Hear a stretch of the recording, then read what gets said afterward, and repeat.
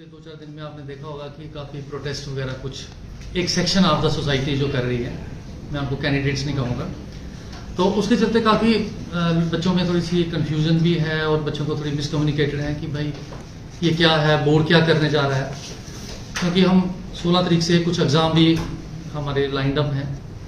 तो उसके चलते मैं आपको ये बताना चाहूँगा कि ये जो चल रहा है बाहर, ये टोटली बेसलेस है। ये एक कैंपेन है, इसमें अल्टीरियर मोटिव्स हैं इन लोगों के, और ये मुझे डाउट है कि ये कैंडिडेट्स भी हैं। देखिए, बोर्ड अपनी फंक्शनिंग जो है प्रॉपरली एक रूल के मुताबिक करता है। यहाँ पे मेन प्रोटेस्ट आ रहा है कि बोर्ड ने कंपनी के साथ काम कर रहा है, बोर्ड ने काम उसको ही दे दिया है। It's not like that, I totally deny it. ऐसा नहीं है कि बोर्ड ने काम उसको दे दिया है। बोर्ड ने कंपनी को हायर किया है टू असिस्ट इट, हमें वो असिस्ट करेगी। और एक कंपनी नहीं है, एक कंपनी एग्जाम में कंडक्ट असिस्ट करेगी, दूसरी कंपनी इस सारे प्रोसीजर को ऑडिट करेगी और वो थर्ड पार्टी ऑडिट होगा। उसके अलावा हमने जामर्स लगाए हैं हर सेंटर में, हर बच्चा सीसीटीवी कवरेज के अंडर होगा जब पेपर देगा।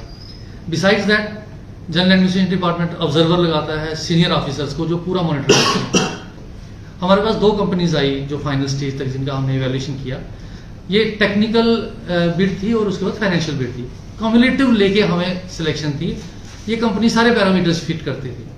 अब बार बार एक सवाल मार्केट में आ रहा है, मैं इस समय ज़्यादा इसके बारे में बोलना नहीं चाहूँगा क्योंकि ये केस ऑलरेडी कोर्ट में है, लेकिन फिर भी बार बार ये आ रहा है black listed, black listed. It's not black listed, it was black listed. ये कंपनी पास्ट में ब्लैक लिस्टेड थी।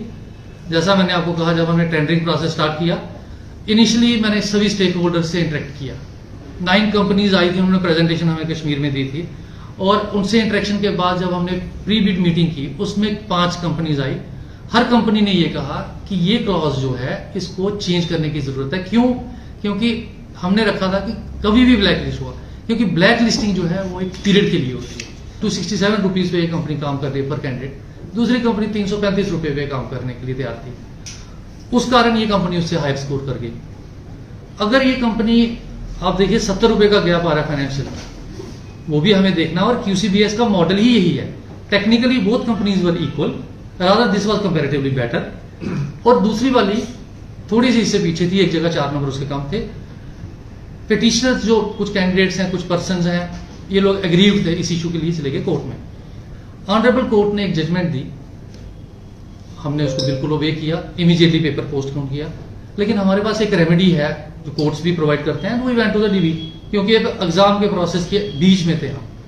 जब उस प्रोसेस के लिए हम गए तो DB ने हमें अलाउ किया कि एग्जाम कंडक्ट करें।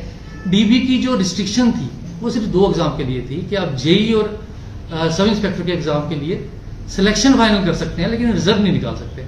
तो हमने ऑनर करते हुए, ऑनर करना है ऑनरेबल हाई कोर्ट का, इसमें तो कोई दो राय नहीं है, हमने ऑनरेबल हाई कोर्ट को एक रिक्वेस्ट की कि आप हमें परमिशन दे दिए रिजल्ट के लिए भी। उन्होंने कहा नहीं, हम केस ही सुनेंगे, पूरा केस सुनेंगे और फैसला करेंगे।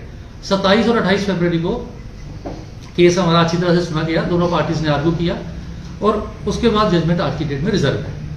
ये अचानक क्या होता है कि 2-3 दिन से ये एक्टिव हो जाते हैं बच्चे हैं कि जो भी इनके पीछे हैं, क्यों एक्टिव होते हैं?